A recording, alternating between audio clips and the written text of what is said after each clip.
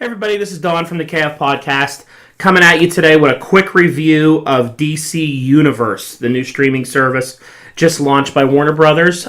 We've been talking about this on SoundCloud for months now, and I signed up for it today. I'm going to show you what's out there, what it looks like, give you a quick review of it. I wasn't sure how to present it, so I kind of thought, overview of it, I'm going to show you on my laptop, the screen, so you can get an idea of how it looks like in the layout. But there's really a lot of different layouts that you can use here. I'm going to show. After that, I'm going to show you what it looks like on my phone. That way you can see kind of how the comic book section of it works and how it's sort of different. And then I'm going to show you what it looks like on my Roku TV, because that's my favorite. I used that actually last night and watched some Batman the Animated Series. So I'm going to break it down for you, show you everything that's out there. Pretty excited about it. So far, so good. So we're going to jump into this. Afterwards, we'll come back and we'll just talk about, where the station's going to go a little bit, my thoughts on it. So let's jump in right to the review. We're going to go right to the screen now, and we're going to check it out, and then we'll go to the other views after that. So let's check it out. Okay, so here we go. This is the first part of the review. This is my desktop. So this is DC Universe loaded on my desktop. So when you first come onto it, you have a My DC section over here. This is like your personal profile. You can save things, make playlists, things of that nature. Across the top, you see you get movies and TV, comic books, community, news, and encyclopedia. So just looking at this main page here, it'll have movies scrolling across the top of their latest stuff, kind of like Netflix does. You'll have a recent one. You can see some of the stuff I was trying out. This is hilarious, but we'll get to that later. Batman month, so that you get all your Batman ones here. And just like Netflix, I think on a computer, you can do see more and open up these different windows. So you can see here, it's just the movies, it's the animated series, TV shows, specials, shorts, and you can browse them all. So I already blew some of these up so we could look at it. So if you go to the movies tab, this is all the movies they have out there right now. So they have all the Supermans, some of the anime. They don't have a lot of their anime out there yet. Mostly Superman, mostly Batman right now. There is a Green Lantern in there. They do have Wonder Woman. There's a lot more they can add, which I'm sure they're going to down the road. But for right now, this is their movies. Not a bad selection. You got the Dark Knight trilogy out here and the Superman, a couple of the early Superman ones. So pretty cool. After the movies, this is their anime section, their animated section. Now, this is good because they have their big guns out here. You got 2 seasons of Justice League, the 2 Unlimiteds, all 3 of Batman the Animated Series, same with Superman. You even had 9 seasons of Super Friends out here, which I think is really cool. Brave and the Bold, Young Justice, you got Batman Beyond. This is not a bad collection. Most people, I think, were probably wanting to sign up for DC Universe just for this group here, because this is a cool selection of stuff. I mean, I know Netflix had some of these, but this is everything. If you're a big DC animated series fan, you got it all right here. On the series side, they put Constantine out there, Human Target, the old Flash is out here, Lois and Clark's, Birds of Prey. Not too bad. I mean, some of these people, maybe you never got a chance to watch. Like, you never watched Birds of Prey. You can come in here and check it out. So, pretty cool. Some of those are good. On the specials, I've never watched any of these. So, these are just sort of like Superman stories. The Spirit, I'm not really sure what that is. But I'll probably check these out. If you have time, you want to go through them. They're probably not too bad. On the short side, don't really follow a lot of this stuff. It seems more on the kids' side. But, it's content. They seem to have a lot of content out here to start off with. I was impressed with the amount of content that they actually have loaded out here to start with. I didn't think you were going to get all the seasons of Batman the Animated Series right off the bat, but you do. So that's pretty good. In the comic book side, I'm going to show you this better on my phone, as I explained in the intro.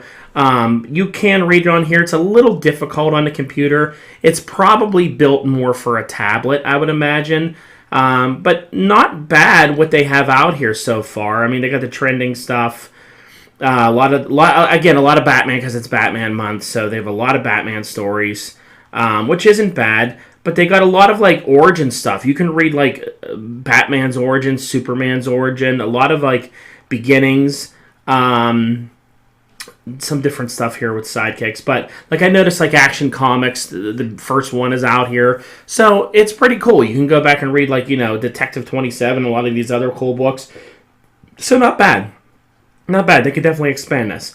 The encyclopedia portion on this I thought was very cool because it's almost like Wikipedia, but built in here for all these characters. So like if you click on Batman and you go into him here, like being the top one, you would see different essential storylines. It breaks down like where he's appeared in other media. So it's a really detailed like Wikipedia of him, but it'll also tell you like what stuff he's appearing on in the DC Universe window here. So I thought that was kind of cool that like you have a lot of different characters you can read up. You're watching, the CW shows, and they mention Etrigan the Demon. You can go in here and read about him.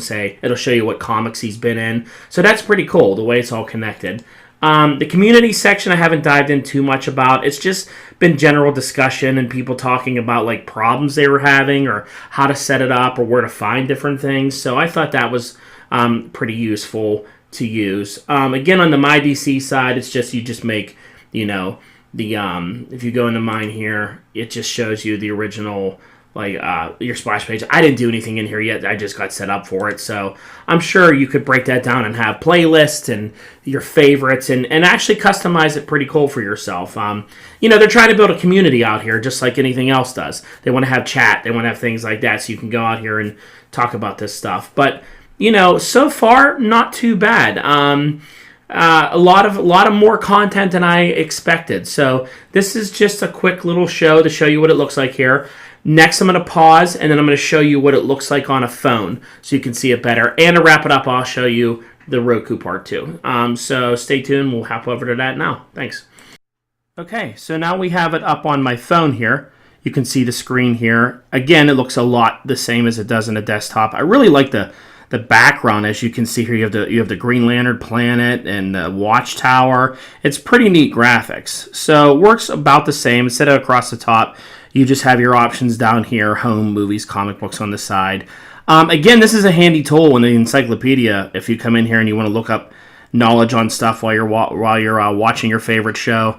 Mainly on here, what I would say the phone you would use it for, other than if you're watching movies on the road. And again, I'm not going to play any of these because I don't want to get in trouble with YouTube. I'm just trying to show you what they look like and how they scroll.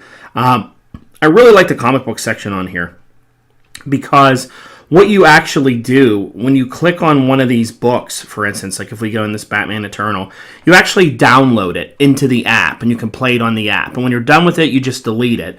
But that way you have it offline. So if you're like going through a tunnel or you're going somewhere you don't have a signal, if you download all your comics beforehand, you can just review them you'll have them on here and you scroll through them.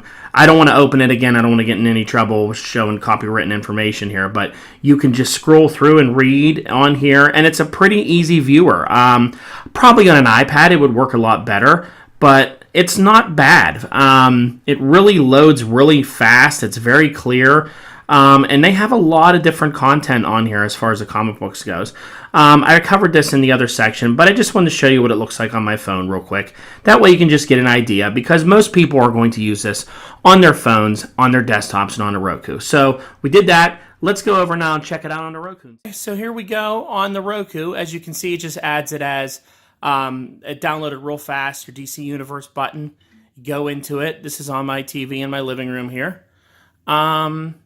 Loads probably as well as Netflix does. A little slow sometimes, but again, pretty same as it was before. It looks a lot maybe like Hulu with some of the stuff, the way it loads. Pretty easy, pretty straightforward. It does the comics, it does the stuff, the movies in here. They load pretty fast. Again, I don't want to load any of this stuff. Again, I'm in trouble, beating a dead horse. But you just do start watching, or you can add it to your favorites. It pops up. It has like a blue loading bar. And the only thing I don't like on it, when Netflix, you skip ahead and you can actually see like where you're at in the screen. It does like a fast forward like Hulu does, where it's like you're blind fast forwarding. But it's not too bad. But yeah, the Roku app works great. I was really happy they made a Roku app for it. And you can do a search up at the top, which is nice and easy. I'm glad they came out with this. Identity Crisis. Wow, that's a good one. I know that one was on here. But yeah, it's great to have it for this. You can sit in your living room and watch these movies. So there you go. And now let's wrap it up. So there you go. I hope those quick little reviews, Aaron, you got to see how everything looks. I hope it helps you. I hope maybe it sways you one way or another, whether you want to try signing up for this or not. One thing to mention is they don't really have a lot of their original programming up yet. They have a show right now called DC Daily that is going to be a daily show. It's a news show. It's kind of like Talking Dead that The Walking Dead does on AMC, where it's just different writers and artists and actors from some of the CW shows and other TV shows talking about events going on. They were talking about Batman this week and different things happening. I'm sure it'll be a place that maybe like trailers will even debut down the road. I could see them doing that. You know, maybe if we ever get a Batman movie or a new Superman movie, they'll debut the trailers there. It's probably might be pretty cool down the road. We have coming next month, Titans is the debut show. That's on October 12th, 2018. So that's the one that's, R-rated, Robin swearing and everything in it. So Titans, I'm not sure how many episodes they ordered for it so far. So that'll be some original programming. Also coming up next year, we'll have Doom Patrol, the Rated R Swamp Thing, which more is like a horror genre show coming up. And then you have the Stargirl TV show drama. So those are all live action shows. In development, we have the Metropolis show, which is supposed to be sort of like a Gotham, but taking place in Metropolis through the eyes of Lex and Lois. So these are some new, some original programming coming to it. Where they'll add them in the system, I don't know, but it'll be cool to see how these load, if they do one episode a week, or if they load them all up like Netflix. On the animation front, we have Young Justice Outsiders, or Season 3 of Young Justice, coming this year. And they're supposed to be doing an adult comedy Harley Quinn show, which is a cartoon, which I'm not really sure how that will work or what that'll play or who that will even be interested in that. Like, it's not for kids, it's adult. Kind of an odd choice. That's in just right now in development. So they got some shows coming out. They got some things happening. The total cost of this is $7.99 a month. The good thing about it is you can cancel it at any time. So what I think is you sign up for it, you're excited about it, maybe you're going to blow through all the animated series and get caught up and watch them again. I want to watch Batman again and then go into Justice League and Superman because they were just so good, so it's good to relive them. After that, and you watch the new shows, maybe this is something that you cancel when you're not using it and you come back to it when you want to read some comics or when you want to watch, the new season of Young Justice. I don't know if I'll keep mine every month. I don't know if it'll keep my interest enough. There is a lot to watch on it right now, so I'm going to stick with it. But I'm not really sure what else they can add. I mean, they have the rest of their movies. I think the future of this is adding your CW shows to this. And maybe, as they premiere live, they're on this the next week. That could be something that would draw people in. That way you wouldn't have to pay for cable.